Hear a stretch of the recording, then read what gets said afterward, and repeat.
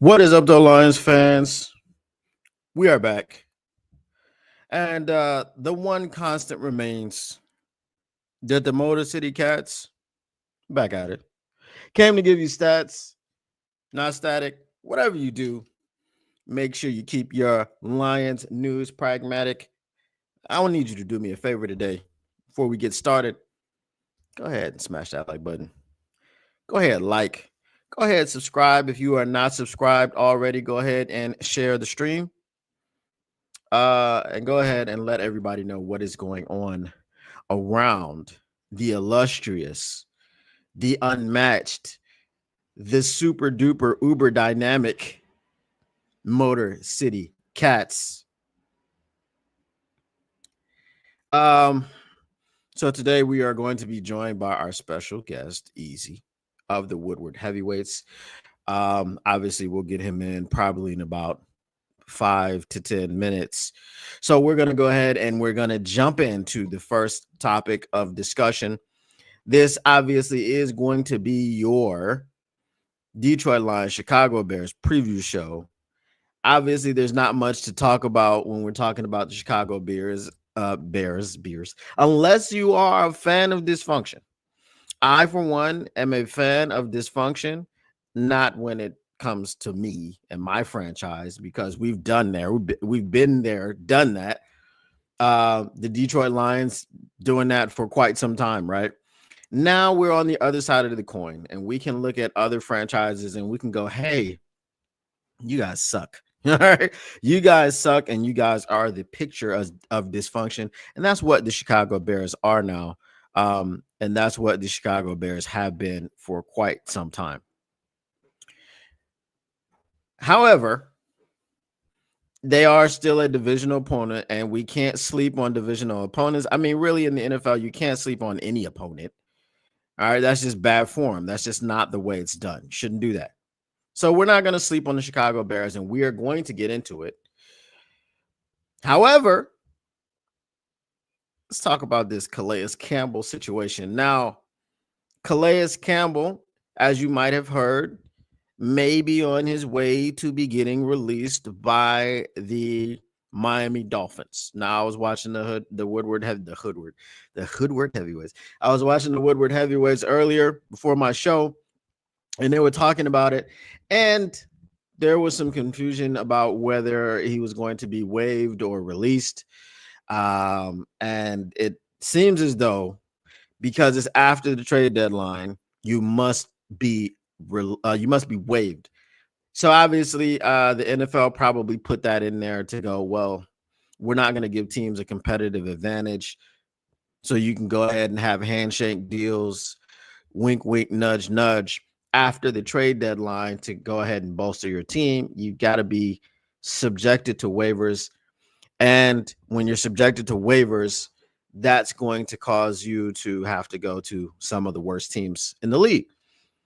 But the thing about Calais Campbell being released by the Dolphins or waived by the Dolphins, what have you, if it actually happens, he is being waived so that he can go somewhere and compete. He wants to be on a contender. So now that you want to be on a contender, hold on, getting a message from my guest.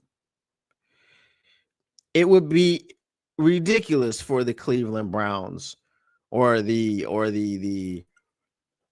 Raiders or the Panthers or the insert bad team here to claim Calais Campbell, because we know it's being put out there. The story is being put out there. And I believe that's the reason that the story is being put out there. So once they go ahead and release him, unless you're just an ass, you allow the player to do what the player wants to do. Who's got a bone to pick in the Las Vegas Raiders organization with Calais Campbell? I don't know. Does anybody have a bone to pick?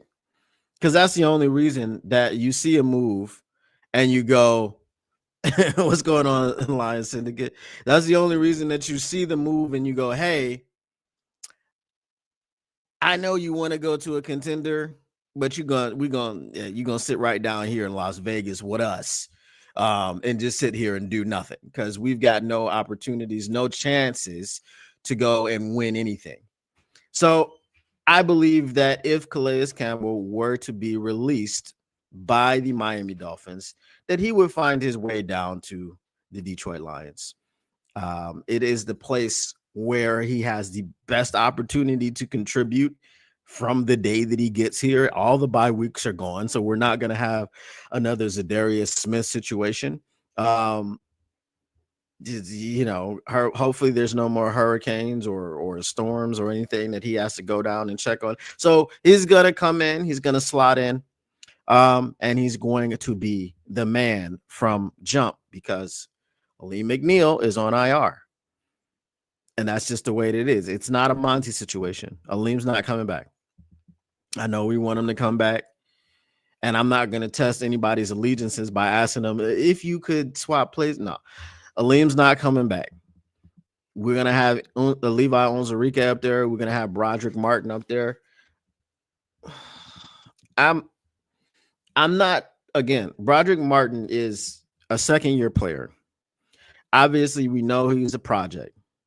So the same mayonnaise that I had, because I had some cayenne pepper for Ezekiel Turner, but then I had some mayonnaise for him, to soften the sting, lower the temperature, because he's not a player that you expect to go out there and ball out. So now we saw Broderick Martin, and Broderick Martin had a problem in college standing straight up, but because he played at a small school, I believe it was Western Kentucky, and he was so much bigger than everybody else, he was able to just kind of physically dominate people. But it's technique in the NFL along with physical dominance, right? Everyone is physically opposing in the NFL for the most part, right? So now you've got to be able to dominate the man on the other end of the line, not just with your physicality, but also with your technique. So now he's been working on his technique. He changed his body. He's turning himself into an NFL player. So as a second-year player in the NFL on the defensive line, who is a mammoth of a man, but he has technique issues, and now he's getting used to playing at a slightly smaller weight and being more in shape and raring to go, then his role can expand. So now he's getting ready for an expanded role. And there's a lot of moving parts with Broderick Martin. So when I've seen him in games, and it hasn't been often, I haven't seen a lot of great things from him. But I'm not going to judge. I think it's too early. Brad Holmes likes to have 3 years to judge his people. And that is the way it is. Belinda Brown says we need CB help. It's not coming. It's just not coming unless we've got a bunch of teams around the league just starting to waive players that the Detroit Lions need. People are saying Xavier Howard. First of all, Xavier Howard hasn't been the same. He hasn't been that Xavier Howard in a couple of years. And you got to look into his off-field problems, because those are some things. Okay. He's got some allegations. Just think Isaiah Buggs on a pretty different level. He's a little bit more elevated than Isaiah Buggs in the things that he's accused of doing off the field. So I wouldn't expect for him to be picked up by the Detroit Lions. And I understand that the Detroit Lions are not in a situation where beggars can't be choosers. But on the football field, he used to be good at man coverage. He's not good at man coverage anymore. Aaron Glenn likes to play man coverage. So it's like, if you're going to bring in a guy who's really not going to fit your scheme anymore, and he's got the off-field, problems that he's had, I don't see the logic for Xavier Howard. So other than Xavier Howard, who are we bringing in? It's not going to be Jerry Jacobs. Okay. Hold on, my guy's here. Let me add him to the stage. Just a second. Yo, what What up? is Can you hear going? me? Yeah, I can hear you. Can you hear me? Yes, sir. All right. What's going on? What's popping? Not much, man. Leaving the studio. Thank I gotta feel you. I go. feel you. You know, Lay down the track. you had to lay down track right quick. You know what I'm saying? All right, welcome everybody in the chat. Easy is here from the Woodward Heavyweights every day, Monday through Friday, 5 to 7 p.m. on the Woodward Sports YouTube channel. Am I correct? Yes, sir. Also on LNU, most Sundays we don't really got a set schedule there, to be honest with you. But catch me on Okay. LNU as well. Yeah, I'll be trying to do stuff, but it's I'll be asleep. Yeah. I mean, you're good, man. It's you're on the whole other side of the world. Yeah. I'm not asleep because I'm lazy. I'm asleep because I live in the future. Uh, Yes, future man. so yeah, we were getting into the Calais Campbell stuff. What is up though, Lone Spoon? Um, bro, Calais Campbell, man. Man, Like I was saying, unless somebody has a bone to pick with Calais Campbell, and I don't think anybody, I haven't heard anyone say anything bad about Calais Campbell ever. he's a great Um, big. right, great human being. That's all I've heard about him. So Yeah, unless someone within the Las Vegas Raiders organization just doesn't like him, I don't, I don't see teams like that like claiming him. no, Um, so it could happen. it could. I It I needs to. remember. And it could have been a contract thing too. I guess I had to go back and look at the money he was getting, but I remember specifically when Odell Beckham got cut, and I don't know if Mhm, this is after trade deadline or before. I think it may have been after when he got cut from the Browns. He actually just got cut recently too. mhm, But I remember the same similar thing. He was on obviously people could pick him up on waivers, but he's either he or his agent were just like we're not interested in playing for anybody other than a contender, or I believe they might have been more specific with the LA Rams. So I mean, mhm.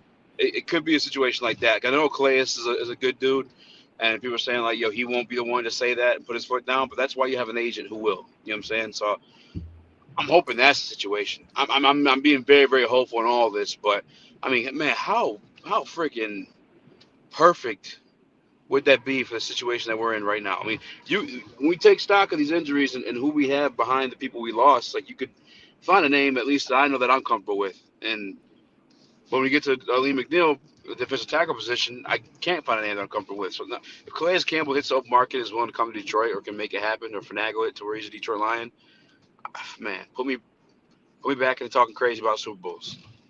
Hey, no, I'm with you 100%. I actually don't believe that in a situation such as this one, that the agent should actually have to say anything. I mean, you know what it is. If Calais Campbell is getting released this late in the season on a team which is obviously contending to do nothing, you know why he's being released. So all of you teams out there that the Panthers, the Bears, well, I understand why the Bears would do it. Like I understand 100% why the Bears would do it. Just to keep them away from the Lions. But if you're not in our division, if you're the New York Giants or the New York Jets, or you're just the Bengals, teams that aren't. I understand the Bengals think that they can do something. I don't think they can. No, I think it's going to take more than Jamar Chase and Joe Burrow to get into the playoffs, and then if they miraculously get into the playoffs, to make noise there, I think they're going to have more players than what they have right now. yeah, I mean, yeah, Dolphins is the same situation. I mean, if I'm the Bengals, especially knowing like just the way that owner operates, and I don't know if it's due to like he ain't got a lot of money, and then not in a disrespectful way, and obviously he's still a billionaire, but like I mean, I don't know if you know how it works in the NFL. Some owners have money, Yeah. so you could some people have to sell naming rights to their stadium to pay guys. We don't. Didn't they didn't they do that this year? Yeah, they did that to sign Joe Burrow, Yeah. and I don't know. They gonna have enough to pay Jamar too? Or they have to, yeah, they gotta make a mini stadium signing. I mean, I don't know, but um, if I'm them and I'm as cheap as them, and I'm that sounds so disrespectful either way, but if I'm more cost efficient or whatever nice way you can put that, I'd rather grab my defense tackle in the draft. You know what I'm saying, and have him on a rookie deal, have control of that contract versus like just a one Hail Mary shot and paying $2 million for Calais Campbell. So I think it could happen, man. I'm not gonna count. I would put the percentage at like, honestly, I'd go as high as 50-60. They becomes a Detroit Lion. To be honest. Yeah, I mean, because where else? I mean, where's he gonna go? Philly? I mean, yeah, and they don't even need him. Exactly. This is what I'm saying. Like, I don't see. Okay, so no. So here's the thing, right? Yeah. Philly's higher than us. In you know, yeah. in the waiver claim. Every team in the NFC that is going to the playoffs has a reason to sign Calais Campbell or to claim Calais Campbell. If you think about it. No, for sure. Even if it's just keeping away from Detroit. Exactly. Exactly. So Philly does have a reason to claim him. They're like, they don't need him. Yes, they do need him to not get to Detroit. So when you put it that way, because I didn't even think of it that way. I'm just thinking of like who needs him or whatever. Yeah, he should get to Detroit, but there's a list of we're number one in the NFC. So everybody in the NFC is behind us in the order. Yeah. And so the Rams, whoever is going to the playoffs, whether they be divisional winners, whether they be in the wild card, they all have a reason to grab Calais. And I have just poured cold water all over my own argument, which sucks. But sometimes you gotta do that. I think an agent can get in there, and if Detroit's somewhere he wants to be, I remember him having conversations about coming here, in the off season or like 2 seasons ago. I don't know if it happened this season, but I know it happened 2 seasons ago. I think this could be a spot, man. I really do. I think agents can finagle stuff like that. For sure. I think that on the outside, we believe that there's less control from the players than there actually is. Just like with the Max Crosby thing, we know that Max Crosby could have just gone and said, I don't want to be here. You send me to Detroit. Yeah. And it would have happened. So we know that. The average fan doesn't know that, but we are as Detroit Syndicate or Lion Syndicate says, fanalist. The fanalists know that because we're supposed to know things like that. I like fanalist. Go ahead. No, you saying something? Oh, it's not. I like that fanalist. Fanalist, like yeah. So shout out Lion Syndicate. I had to give him his props on that. Shout out. I just had some thoughts. My head went somewhere. I'm not going to waste my time. But other thing is Xavier Howard. No. So here's the thing, and I just want. First of all, his off the field issues are wild. They are on some Isaiah Bug stuff. Okay, so that's number one, and number two, he ain't Miami Xavier Howard anymore. No, he's just not. So people need to not, talk about Xavier Howard coming. He's not coming. There's no need for him to come. If we've got a man coverage scheme and your man coverage is not as good as let's say a Kendall Vildor, maybe on par with Jerry Jacobs at this point, no, just stop it. Yeah. I think you got worse than Kendall Vildor at this point in his career. And honestly, we are we're deep at that cornerback. I get the initial reaction of being saddened and shocked by it, but we're pretty deep at cornerback. Yeah. Well, I mean, we talked about it yesterday. The Kendall Vildor, like you guys said, it's just PTSD. And then I'm like, but if you look, because there's a lot of people that aren't Kendall Vildor fans, and they look at the whole situation as if the NFC Championship game was Kendall Vildor's fault. And then I don't even think it was even a little bit his fault if you dissect the play. It was a freaking miracle play. Yeah. Like, it was a miracle. Like, the wherewithal that Brandon Ayuk had to have to be able to watch, and this is all in a split second. Okay, watch a football bounce off of a man's face mask up into the air, track where it goes, jump over him, catch the football, land, secure the catch, going to the ground, landing on the 2-yard line. I mean, that is most people, maybe back when we had, athletic, reflexes, most people would just watch that ball, like we would just look up in the air and watch it hit the ground. Yeah, right? Man. I mean, even before any of that, there was a flag. You know what I'm saying? It's just like, yes. Yeah. And that could have been a flag for pass interference. It could have been, illegal contact or whatever. I mean, I really didn't think it was interference. I thought he had pretty good position, right? And then that's the other thing. He was in position on Brandon Ayuk to have a ball smack off of his face mask. Yeah. He wasn't getting burnt. He wasn't on his Jeff Okuda. You know what I mean? He wasn't burnt toast. He wasn't barbecue chicken. He was there. He was in phase. So, I really, again, I don't have the vitriol, for Kendall Vildor that a lot of people do. And I've said it many times. He wasn't supposed to be in the position that he was in. We got him. We signed him off of the Bears practice squad. He was brought in to be a depth player.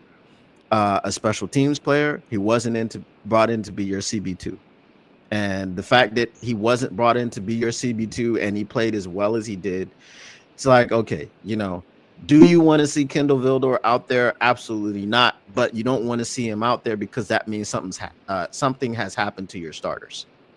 Yeah, it's definitely worse situations. And then the other thing too, I know the Indianapolis game happened, and it'd be fair to bring that up. I've actually talked to Kendall about that game.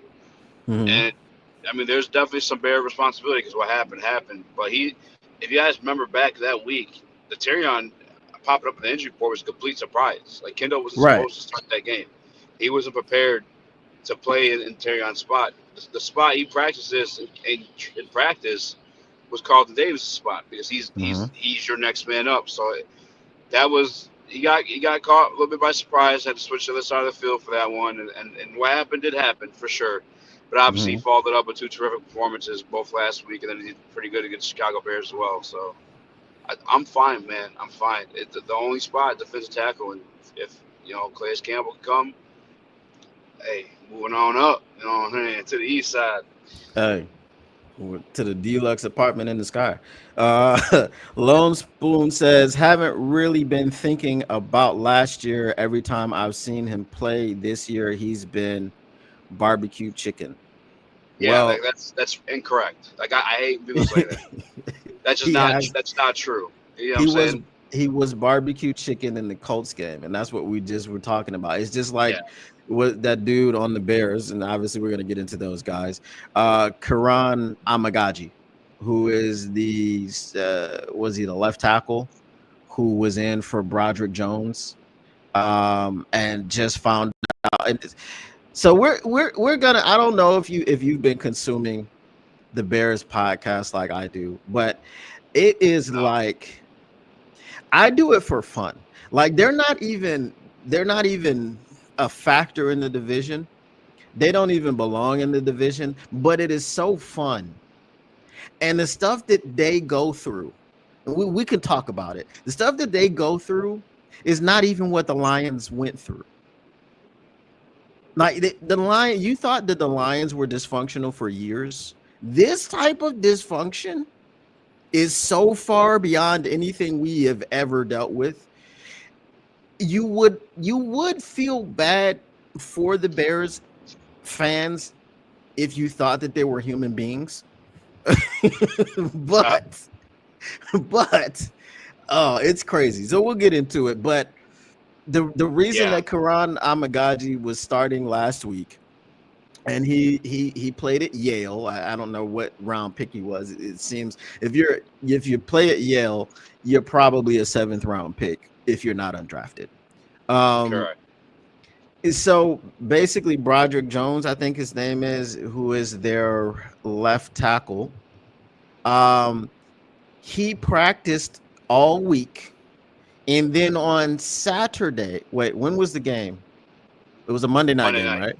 Okay, on Sunday, he self-reported symptoms of concussion. Oh, He and the Bears themselves were the ones. This is what I'm talking about with the level of dysfunction. The Bears themselves were the ones that reported that he sustained this concussion in the last game, but now after he had practiced all week, self-report. Why not just say he popped up on the injury report with a concussion? Like, why did you need, as an organization, to say he sustained this concussion last week? that's I'm rooting for them to continue to roll that way. I mean, it's crazy to have.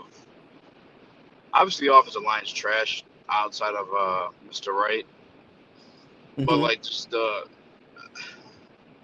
how do you? I mean, Caleb Williams is going into an ideal situation for like any quarterback. Like, and I'm not saying he's underperforming. I think he catches a lot of unfair slack, but he also holds on to the ball really really long. But like watching that game, a little bit of time I watched Monday night, it's like immediately he has to run for his life as soon as that ball was snapped.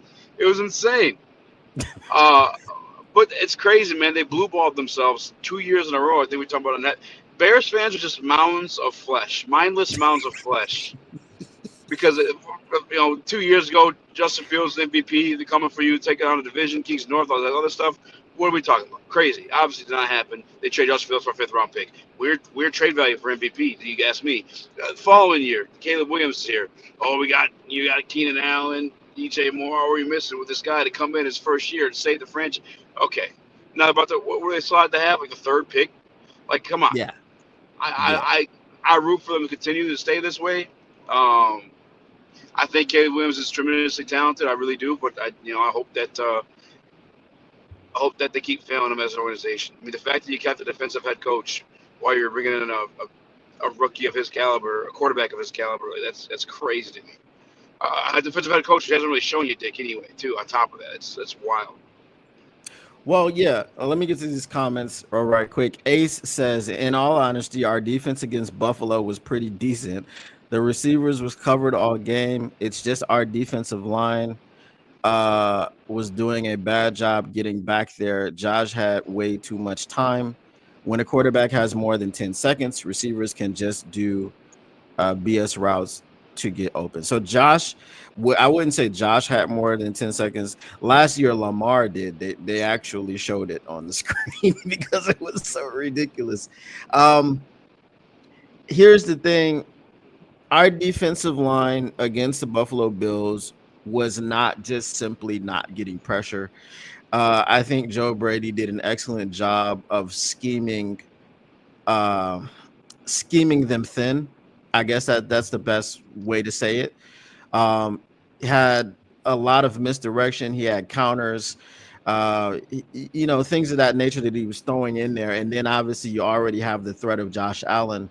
So I think they were just kind of like, I would compare it to what John Lynch must have been thinking when he saw Barry Sanders' body go in two different directions in the open field. Right? He was paralyzed. And I feel like that's what was happening with our defensive line last week. They just weren't aggressive. You know what I mean? They just didn't match the energy. They didn't match the vibes that the Buffalo Bills were putting out. Yeah, Would you agree with that both assessment? sides. I say offense. I say offense as well. Yeah, they got spread thin in the run game, and then they just were never really able to knock him off script. They that poor containment on Josh Allen, and he did have the longest time to throw that he's had all season. I think I might have read in his career, but I know for sure all season. And then the other thing too, I mean, it's that guy's MVP for a reason. I mean, Mm-hmm. I can't even give Joe Brady. I mean, I'll give him credit for sure in the run game. I can't discount that. Mm-hmm. But there's some of the plays that Josh Allen makes. Just Josh Allen making a freaking backyard ball. It's just Yeah, he's he's not fair. he's not. And I was extremely frightened of him. But I feel like the mistake that we made, and so Dan Campbell puts it on himself. I feel like the players looked at what they did against the Rams, and they had the same assessment that we did. And we Yeah, were talking about blowouts and double digit things. I feel like they let that get into their head, and they felt that it would be easier than what it was going to be. They were going to come out with that Black Air Force energy, um, wearing the Blackberries and all these things. So I'm just glad that our two losses didn't come in the Blackberries, because people, they would be like, yes, oh, the uniform. No, it wasn't the yeah. uniforms. It wasn't the Not want uniforms. to hear that, So bro. I'm glad we got the first win out of the way in those, and the second, the loss is like, okay, you're 1-1, and no one has anything to say. Don't let them go 1-2 though. Don't let them go 1-2, because I told you it was the uniforms. Um, so the Bears. Let's get into it, man. You mentioned that they thought that Justin Fields was MVP loading. Now they think that Caleb Williams is Their savior. he said Hutch would have gave Josh a harder time, but 100% he would have. This is Hutch. The same thing that Yeah, Josh Allen is on offense. I guess to a lesser extent is Hutch on defense, and I just say lesser not because he's a lesser player, but it's much harder for a defensive end to wreck a game against a an otherworldly alien at quarterback, right? yeah, If it was a pedestrian, well, not even a pedestrian, just a normal quarterback, then you're gonna think Hutch is the one that's gonna win that matchup. Just like he wrecked the game against Tampa Bay. Unfortunately, we wrecked the game by not playing Detroit Lions football, and that's how we lost. Um, yep. but now they think that Caleb Williams is the savior. Caleb Williams has the same processing problems that Justin Fields has. I don't think that Justin Fields has the same level of processing problems that Caleb Williams has. I feel like Caleb Williams has worse processing problems. The fact that they showed, I think, during the broadcast, because it was like Joe Buck and Troy Aikman had enough. Joe Buck was like, the ball just doesn't come out. You know what I'm saying? It's like it just doesn't come out. And Troy Aikman was showing about, like, breaking down how many wide receivers flashed open across the middle, and he just wouldn't throw it to him. Yeah, Caleb Williams, to me, when I watch him play, and I don't like doing it because it's so gross, right?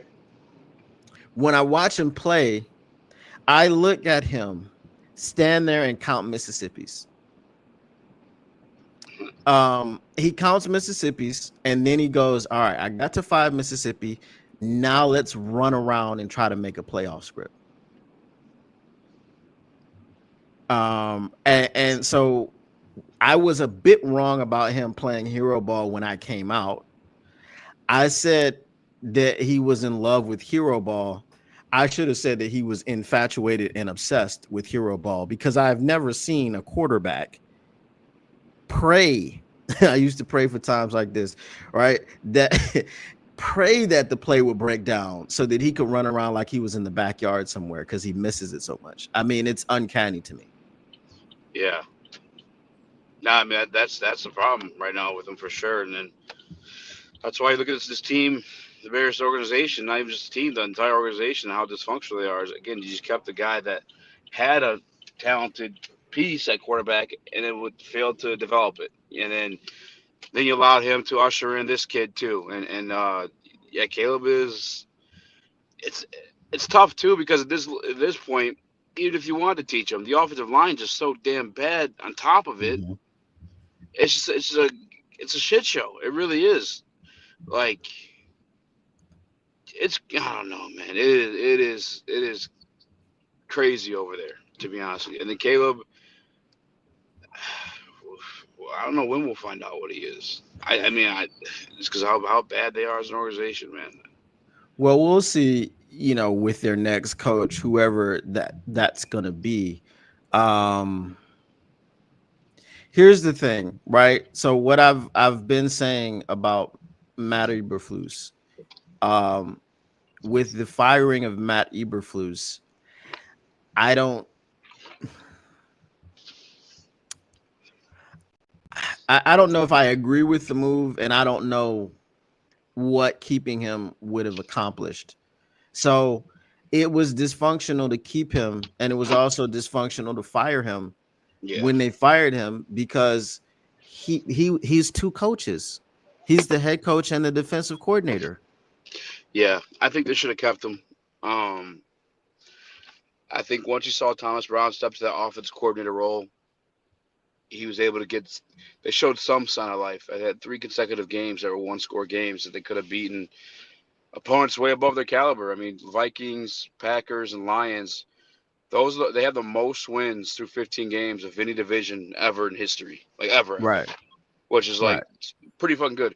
And you had one-score games against each and every one of them. One was a blocked field goal, one was overtime, then one you pooped your pants against us. I mean, I don't even know what to call that, but I think if you had kept him, they would have been more functional as a team. And then yeah, you would have because he's actually decent defensive mind. He just wasn't a great Mhm. head coach. But I think Thomas Brown was showcasing something because he brought that offense to a life. And yeah, I think they messed all that up as soon as they let Eberflus go because you had a guy that was your quarterback's coach. That you moved to offensive coordinator, so it's taking a big step right there in itself. And they just Mhm. put him in charge of the whole entire team, which is like he just became an offense coordinator for the first time. It was he's He now holding offensive meetings. Now he's holding whole team meetings. It's. I feel bad for him too because I don't want this to look like a smudge on his resume. 'Cause Thomas Brown maybe could be a coach one day, but he's gonna have this on his resume now. well, see, it is on his resume. It does look like a smudge, especially because as I'm listening to their podcast, their thing once they fired him, I was like, well, this is the thing. I don't think too many people wanted Thomas Brown to be the interim head coach. I think they wanted it to be like Eric Washington, who is now the defensive play caller. And when Jonathan Vilma, who great analyst, by the way, not really. Yeah, When Jonathan Vilma is sitting up there on a broadcast, when you're playing the 49ers and he's talking about how vanilla your defense is. Jonathan Vilma might not be the greatest analyst. He may not be the great, but he does have the greatest call when he talked about Jahmyr Gibbs snatching the ankles of a Caleb Williams. And he said, "Ooh, gives him the Skittles." I don't know what that meant. Okay. But but it sounded cool. it sounded good. So shout out to Jonathan Vilma, but great linebacker. Okay. So he knows a thing or two about defenses and defensive schemes. So when he's saying that you are running a vanilla defense while you are getting your ass handed to you 38-13, while you are gaining 4 yards in the first half and San Francisco is gaining 320, you have a problem.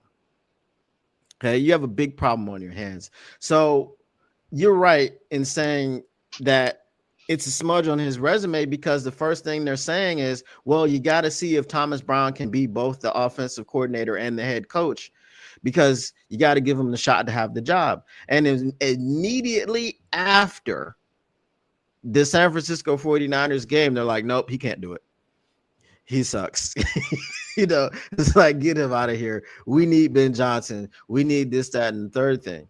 But here's the thing, and I hope they listen to Lance Briggs. Lance Briggs is like, look, Is Ben Johnson bringing Dan Campbell? Because if we hire him, we don't know if he's able to actually be a head coach. He's like, calling plays is different than being a head coach. And I think that's what you're seeing in Chicago right now. It's just a different situation.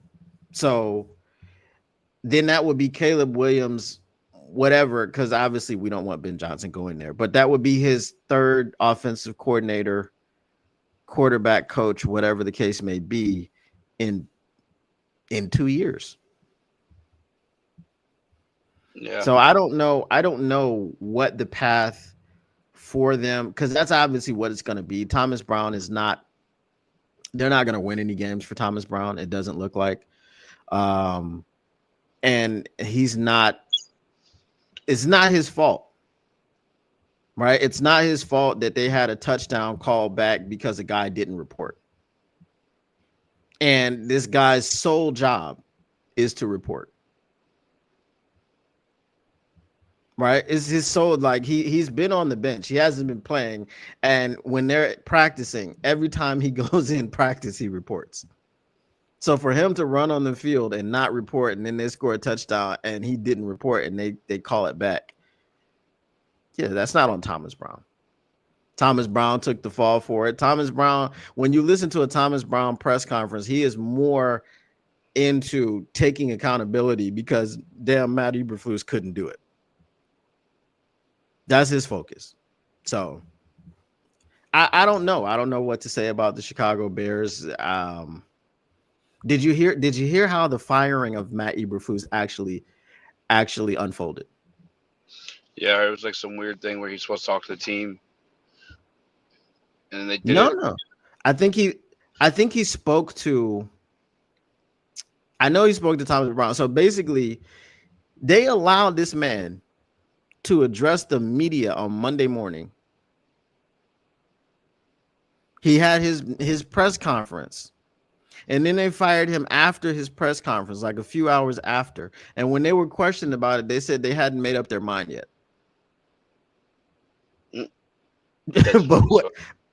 But I'm guessing they heard some wild and craziness. He was talking about, yes, he believed he was going to be the head coach going into San Francisco, and it was about turning the page and getting and being on to San Francisco.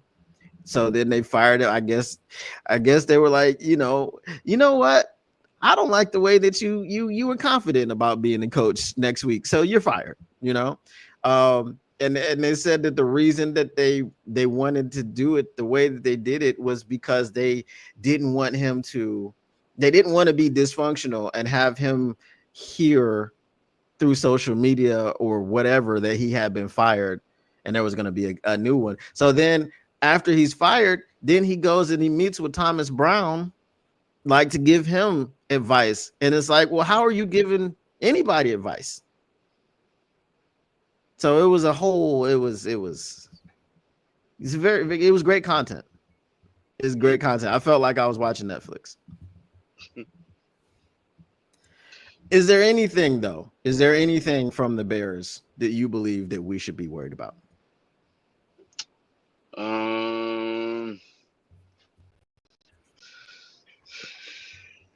don't want to sound disrespectful of an NFL franchise, bro. But what am I supposed to say right now? Like, no, there's not.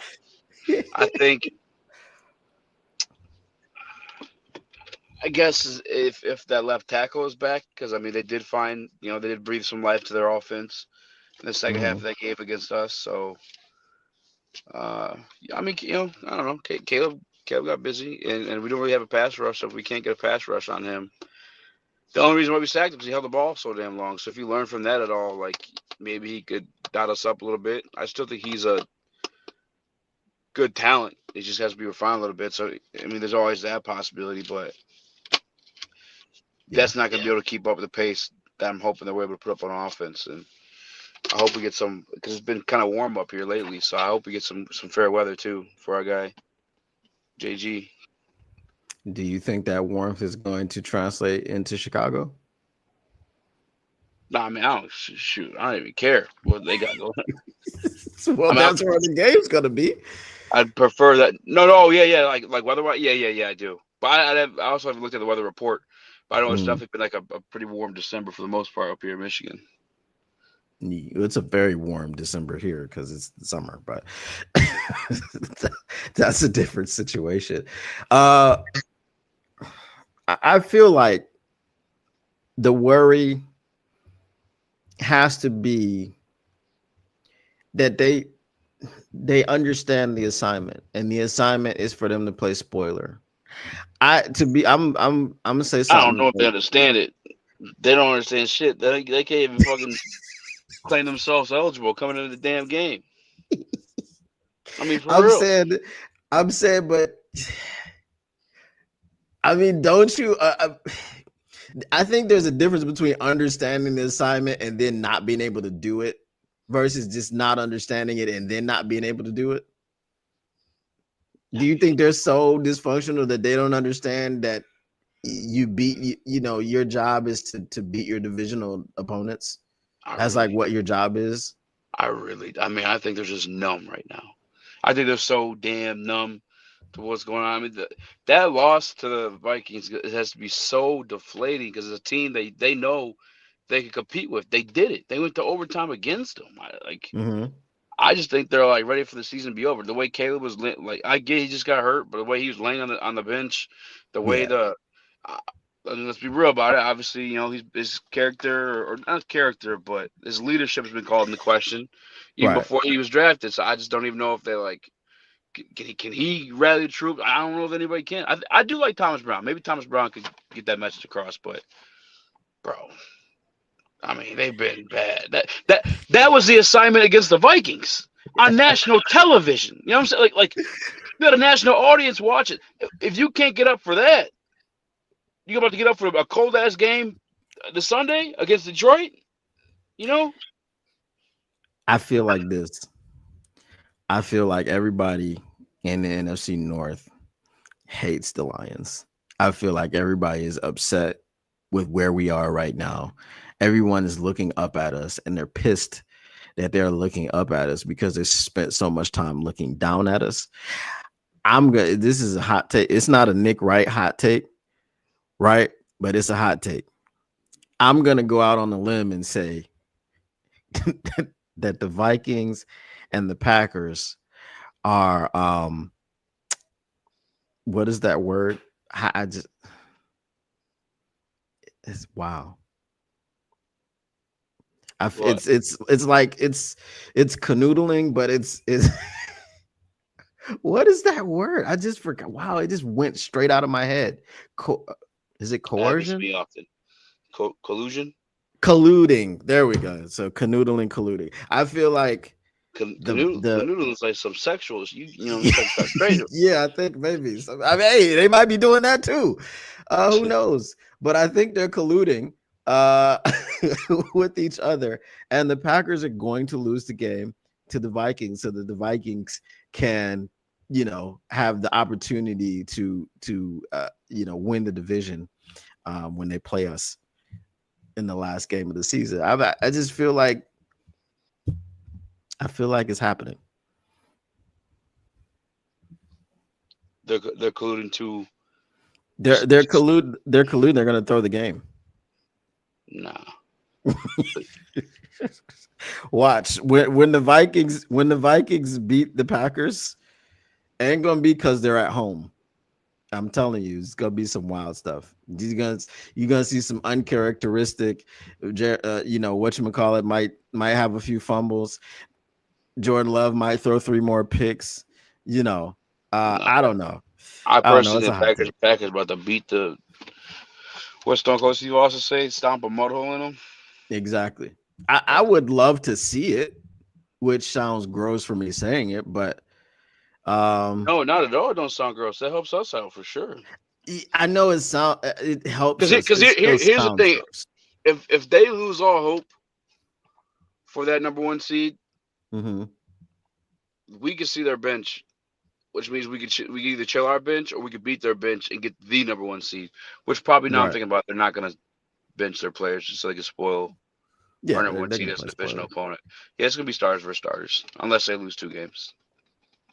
I mean, the best case scenario. See, everybody again, because you're the same and I'm the same as far as divisional opponents. I don't pick blowouts in divisional games because you just have to throw out the record. It is what it is.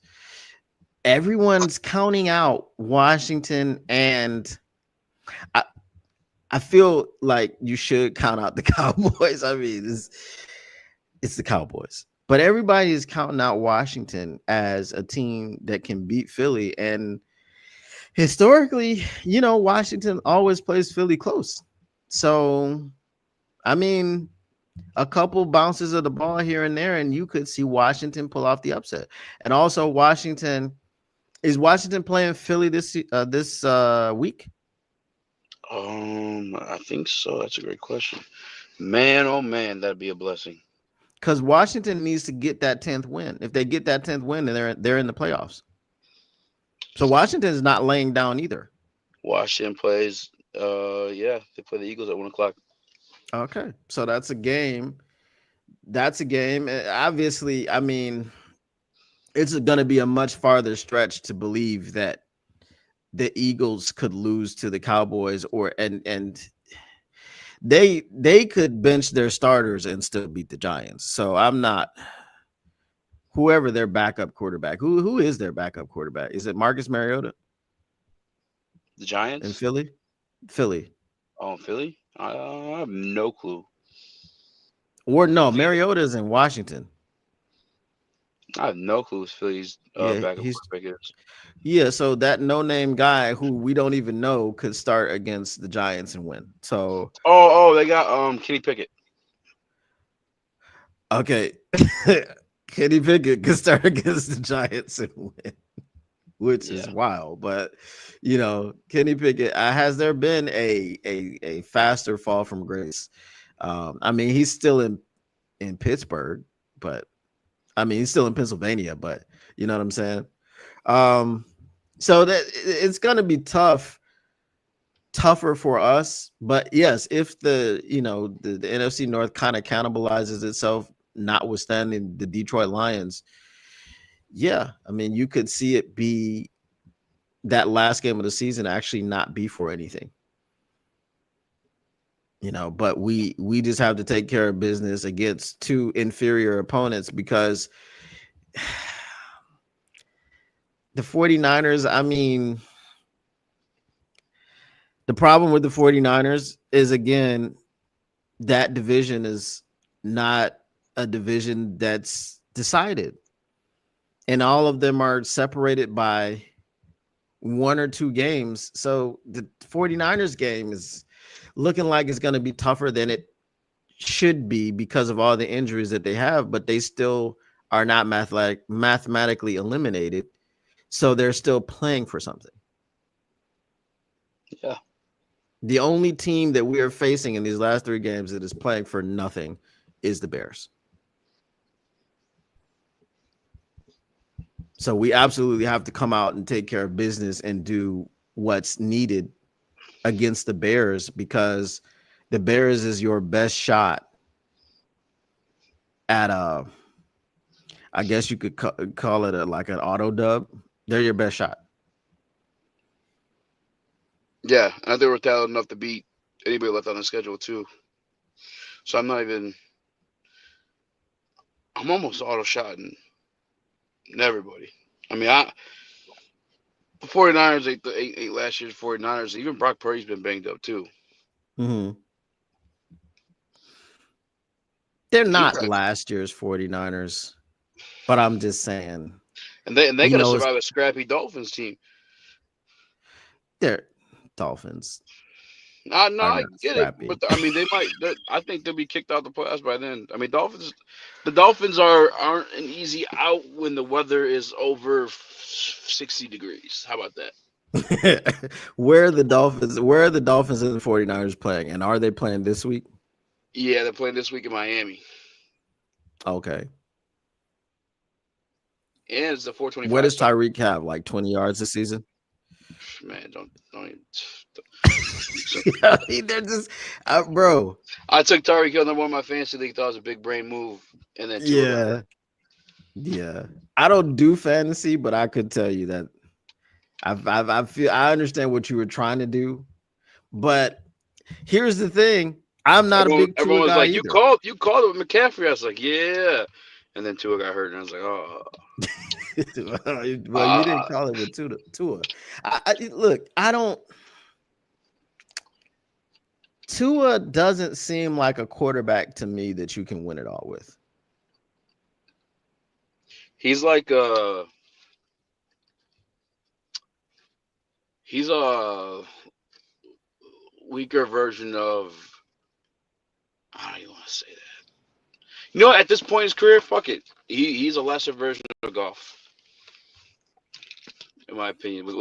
Now with post injuries, I think the hip injury messed him up. Obviously, his concussions now, he can't really do what he can do to its full extent. Although he took a dive last week, that was kind of scary for him. But yeah, I think he's like a lesser version of Goff. Like you obviously need things around him. I think that the highest completion percentage in the league right now because he plays super efficient ball, and that's the way he has to operate. But yeah, I'm kind of with you on that one. You'd have to have it. I think that team's just kind of soft too, to be honest with you. Oh, for sure. I believe that he's not a lesser version of Goff, current Goff. I believe he's a lesser version of LA Goff. I mean, it's very possible. I don't have any faith in him at all. It's just let me get to some of these comments. Get the chat lighting up. So Ace said a while ago, I hope you're still here, Ace. My bad, didn't get to you. He said Chicago's starting offensive line will be out, so it's going to be much more trouble for them ahead. JSJ comes in and says our CBs and LBs are suspect now. Our LBs have been suspect for quite some time since Anzo went out. I mean, Malcolm did what he did. We've got David Long filling in, doing some spot work, but I feel like Kawan Alexander and Ezekiel Turner were absolutely awful against the Buffalo Bills. We saw Kawan Alexander just getting burnt by running backs out of coverage. He also believes that it's going to be a close game again against the Bears. Paul Thomas in the chat. Shout out. Says, to Aaron Glenn fanboys, what a special treat. Ha, ha, ha. He says, salute, Chef. Easy looks good in the tuxedo. And he says, Chef, are you tight with Easy? Paul Thomas, Easy's my guy. Chef saved my life 2 weeks ago. Literally. Yeah, somebody approached Easy with a gun, and I jumped in front of it and caught the bullet in my teeth, and and spit it back out. Spit it back out, and they ran off. It was on the east side, you know.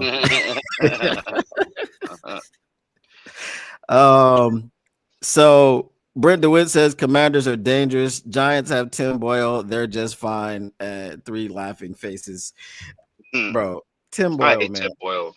It infuriates me that he even has a job in the NFL.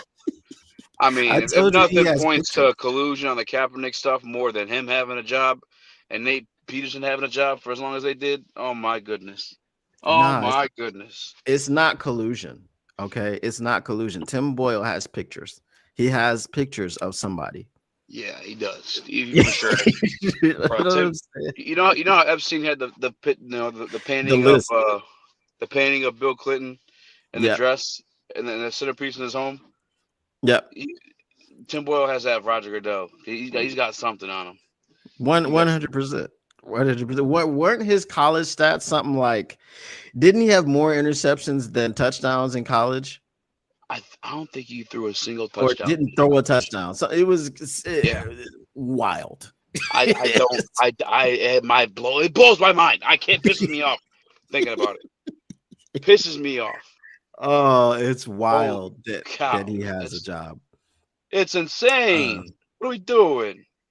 Bro, Nate Sudfeld didn't even get picked up. And Tim Boyle still has a job. Tim Boyle played 24 games in college. He had 1 touchdown and 13 interceptions. There we go. 1 touchdown, 13 interceptions. How in the lovely mother? So, I mean, obviously, Insane. Tim Boyle has wheels.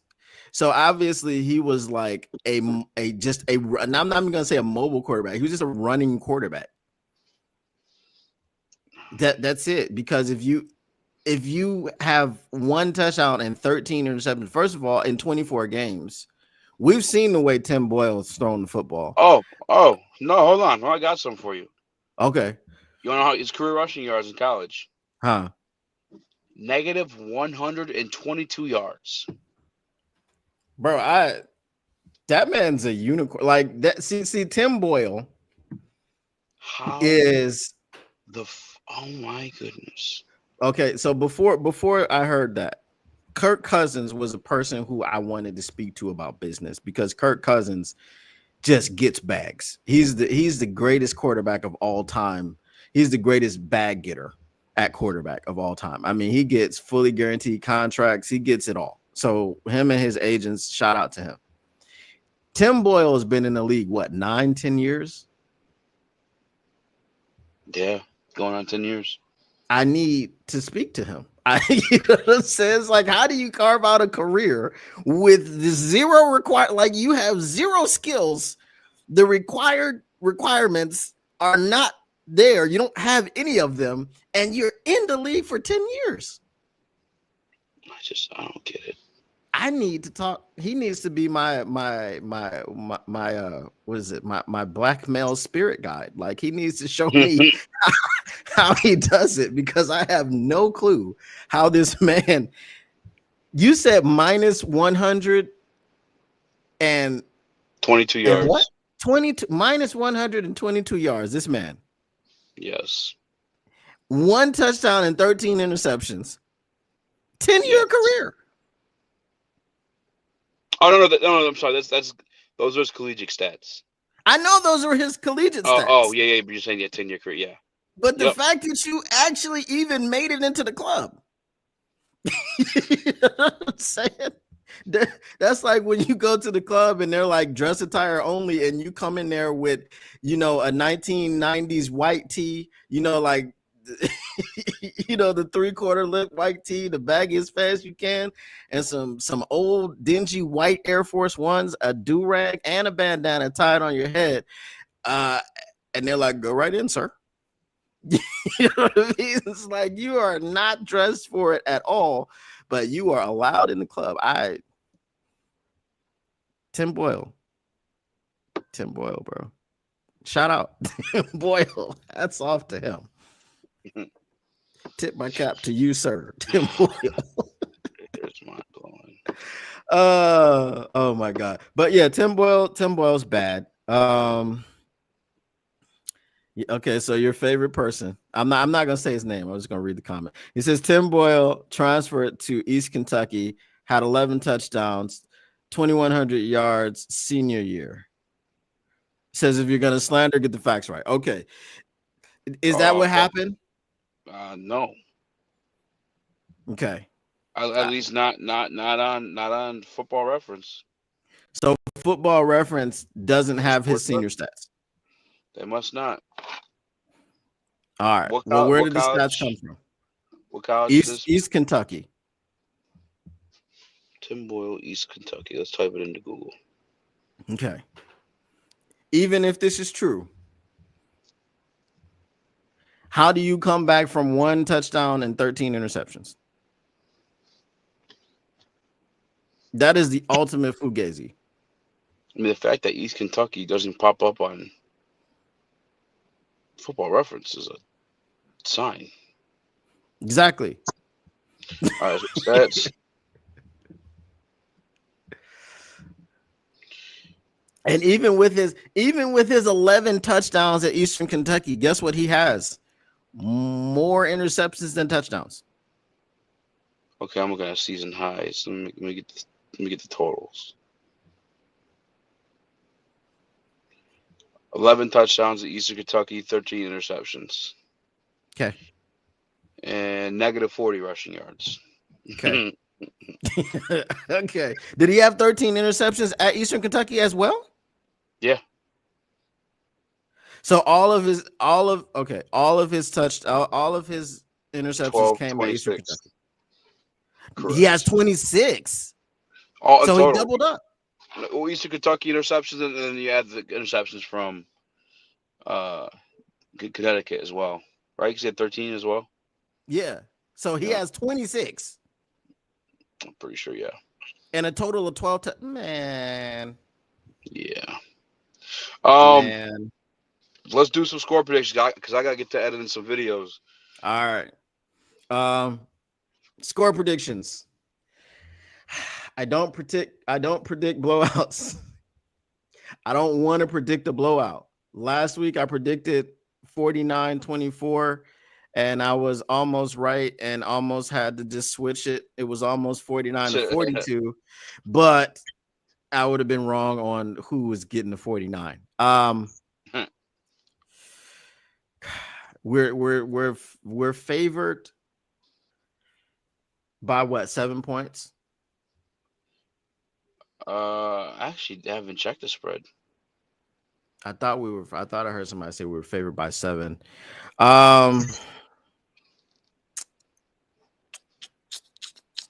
Favored by 7 on the road. So it's got to be at least a 2 touchdown game.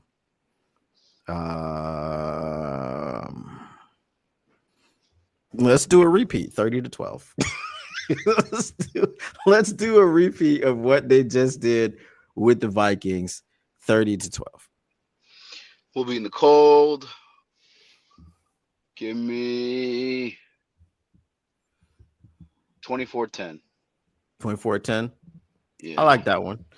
Listen, I don't know if I'm the offensive genius that Ben Johnson is.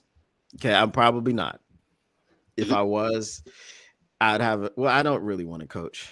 So I had to be talked into coaching. But yeah, I'd rather be a GM.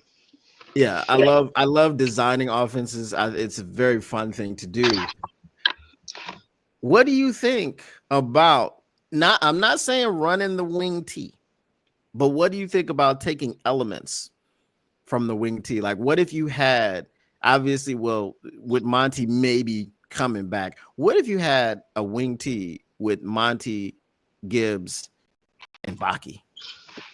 All right, Chef, I'll get going now. What the hell? I'm not saying running the wing. I'm like, you just not a wing. Okay, so that's the wrong.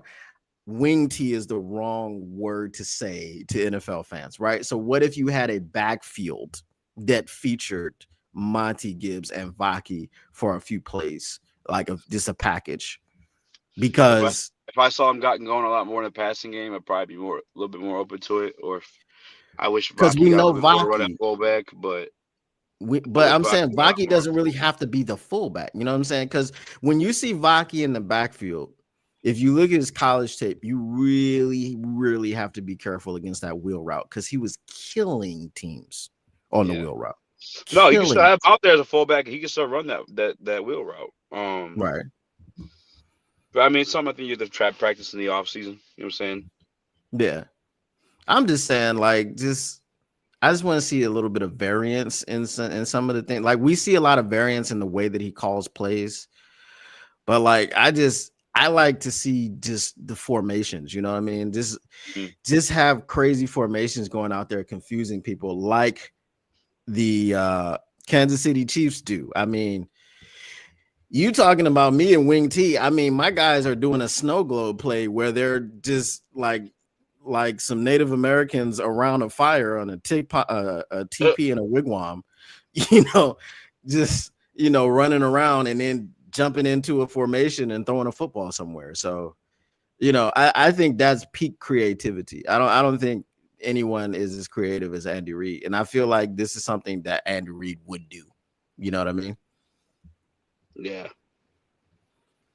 But I know you got to get going. I definitely will send you this.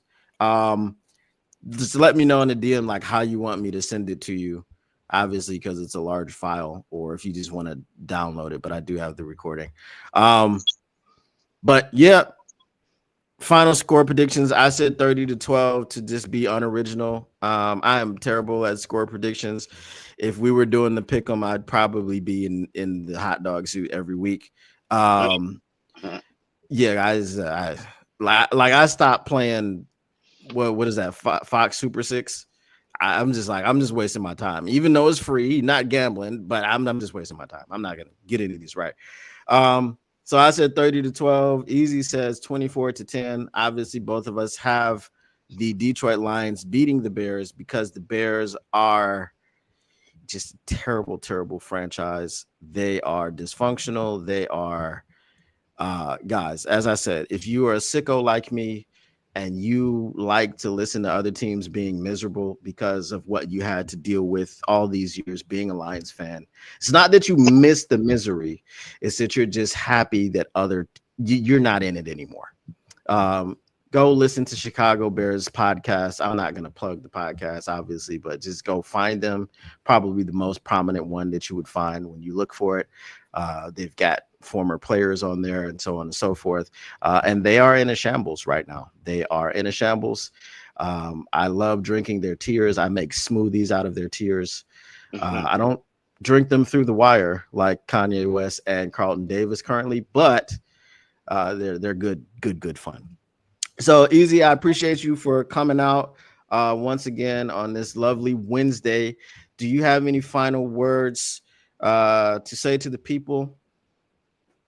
Make sure you check us out on We're Heavyweights. Subscribe to my guy Chef's channel, and also subscribe to Lions Nation Unite. If you guys miss a live, I'll be there too. Yes, sir. All right, Easy. We'll catch you on the backside. I appreciate you, brother. All right, appreciate you too. Peace out. All right, guys. That was Easy of the Woodward Heavyweights. I got a little bit of time today. Let's go ahead and chat with the chat. Let's see what you guys are saying here. Let me see. Let me pull this up because I got the chat over here, but I got to pull it up over here. I lost it. Oh, I lost it. Oh, there it goes. All right. So, Britt DeWitt says 27-17 Lions.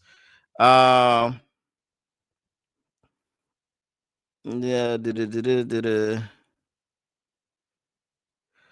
Let's see. Oh, y'all are talking about trading. Jody Carruthers is here. Why is my okay? There we go. Are y'all talking about crypto or are y'all talking about stock markets?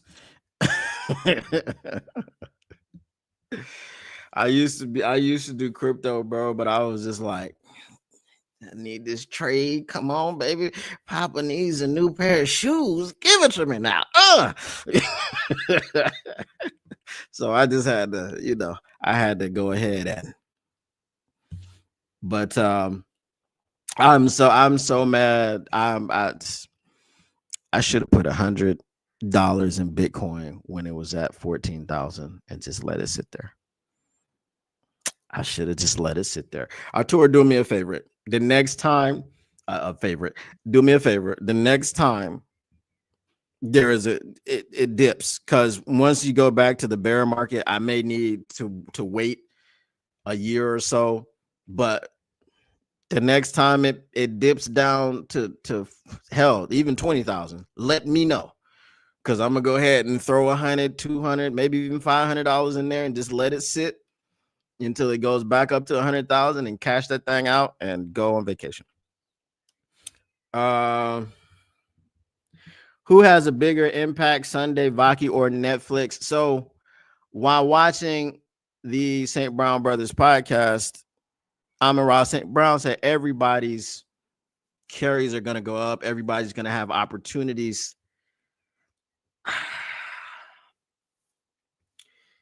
if everyone has opportunities, I would say, because this is basically like a two-prong answer, right? If everybody has more opportunities, I would say that Vaki is more of a home run hitter than Netflix. So I would say that from that part of the game, he would have more of an impact. But then on the other side, Craig Reynolds is really solid in his offense.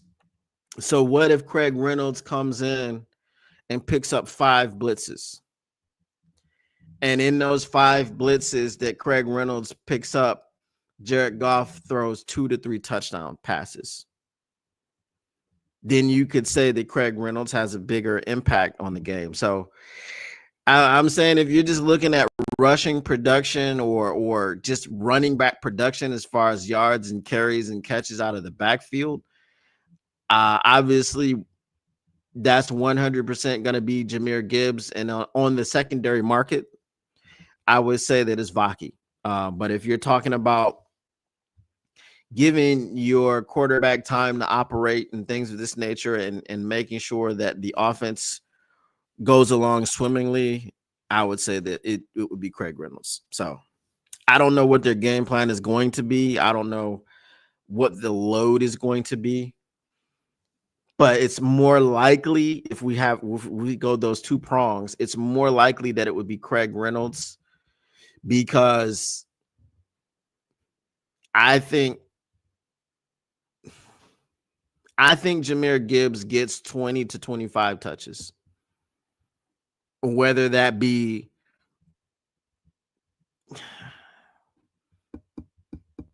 I mean, it would be kind of a little bit too perfect if he had 10 carries and 10 receptions. But we'll see. His load is going to be a whole lot heavier. I mean, again, I think I said this yesterday, but when he was the main back before, he did rush for 152 yards against the Raiders. So we're not going up against a similarly bad defense with the Raiders, but we're going up against a defense that I think Eric Washington is kind of in over his head. At least to this point, he hasn't shown really anything calling plays on the defense. As we said before, Jonathan Vilma called him vanilla, and they didn't do a whole lot to stop the Vikings. They did have that interception, which was probably a negative because it was a 4th down play. So if Tyreek Stevenson, we all know what a knucklehead Tyreek Stevenson is. If he just knocks that down, then they pick up 15 yards. But obviously he wanted the interception. He wanted the stats. And it's hard as a cornerback. I used to play corner as well. It's hard to pass up an interception. You know what I mean? It's like, what, I'm just supposed to knock this down? Unless it's a Hail Mary, right? You should just be thinking about winning the football game or getting out of the half whenever they throw it without giving up points. So, you know, I think it's a different mode on a Hail Mary.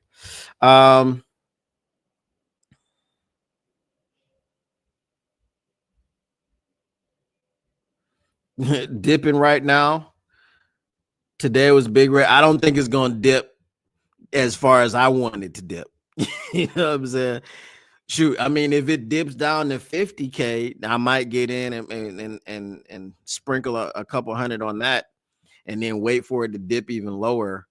But that's the thing. I don't want to be at a loss, right? I don't want to get in at 50K and be like, "Ooh, it dipped now down to 30." And then it gets back up to 70. You know what I'm saying? Like I would just like to get in on 30 and just have everything that I'm putting in there right up to 70 and then cash out. You know what I mean? But I hear you.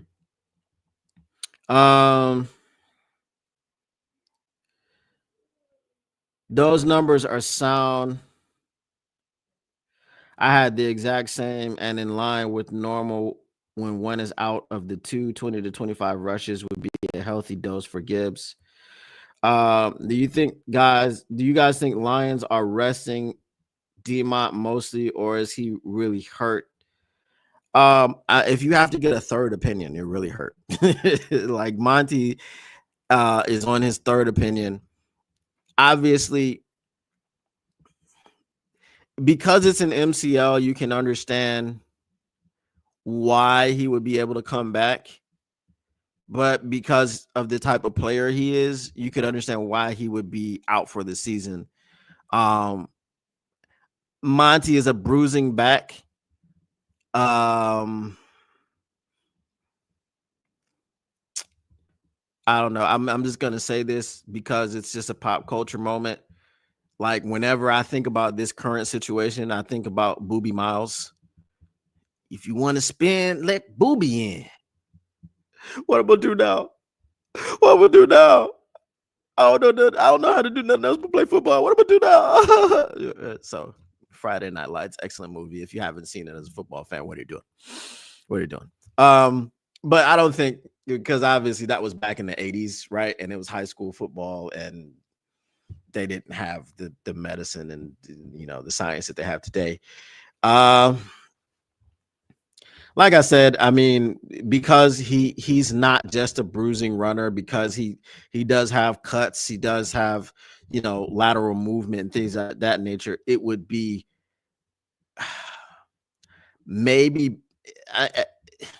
if he can do 100% of those things and it's just pain tolerance, then yeah, they're gonna shoot him up with Toradol, and that's gonna be what it is. But then obviously, I also found out recently that too many Toradol shots can, because of where they have this, so it actually can like tear away your cartilage, and yeah, that'll be bad for you in the long. So whatever is in Toradol, it's not good for the human body. It's poison.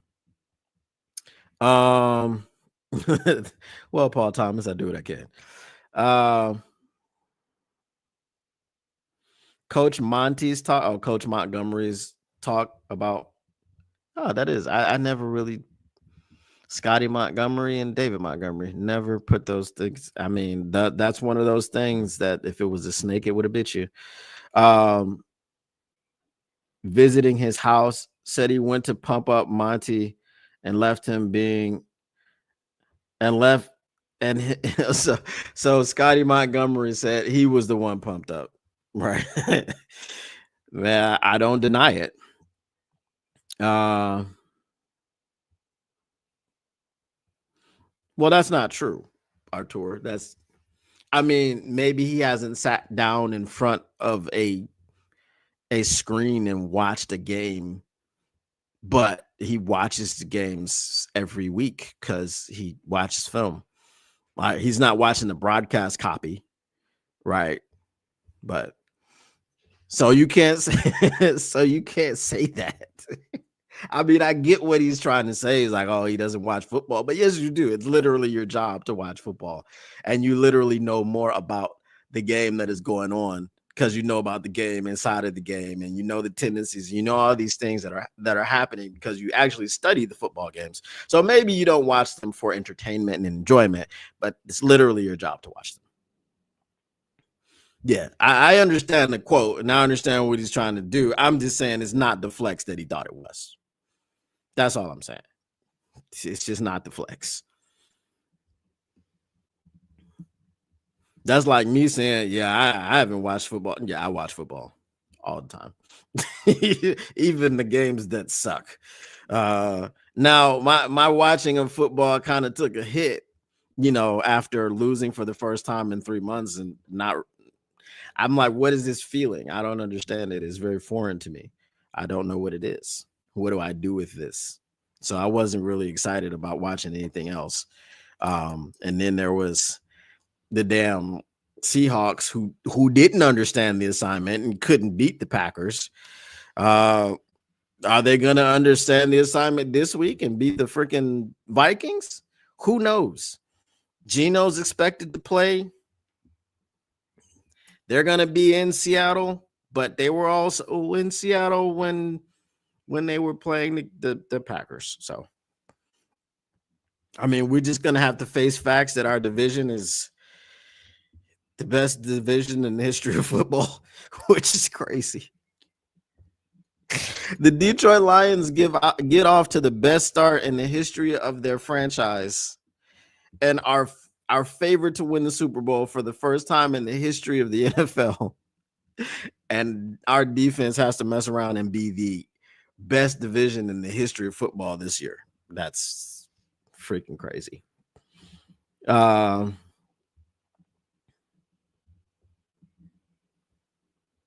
Yeah, it's crazy. It's crazy. I mean, the only flex that I could see from there is that, you know, in situations where you might be watching football to root for, like if you're not playing while the Eagles are playing and you're watching the Eagles versus whoever and you're rooting for them to lose, like you're just like, I don't care what they do, we're gonna handle us, so I don't need to watch it and cheer against them. Like that's the only flex I could see.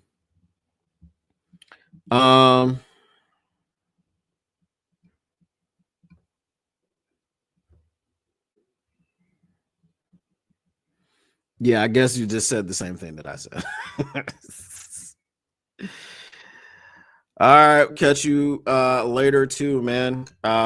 Tomorrow is Thursday, so I will not be here. I'm not on Thursdays because my schedule just does not permit. But catch me on Friday, Paul Thomas. I should be around. All right, guys, it is 12:30 p.m. where I am at, so gotta go ahead and cut this up, figure out what I'm gonna put on there, and I'm gonna get out of here. So, guys, once again, appreciate you as always for hanging out, for coming around. Make sure you smash that like button. Make sure you subscribe. If you're talking, you're subscribed. I know that. But if you're not talking, maybe you're not subscribed. You go ahead and do that, because all you have to do is be subscribed for 60 seconds, and then you can chat with all of us and you can interact with your boy MCDP, Motor City Don P. Follow me on X at MCDP313 if you haven't already. As I said, share the stream. Make sure that you tell everybody what is going on around here. And if you're straggling in from another place that I used to be at, just gonna tell you straight up, you should leave that place 100%. Not to air out any dirty laundry, but you should leave. That's all I'm gonna say. All right. So it is what it is. But as always, guys, I have some important news for you.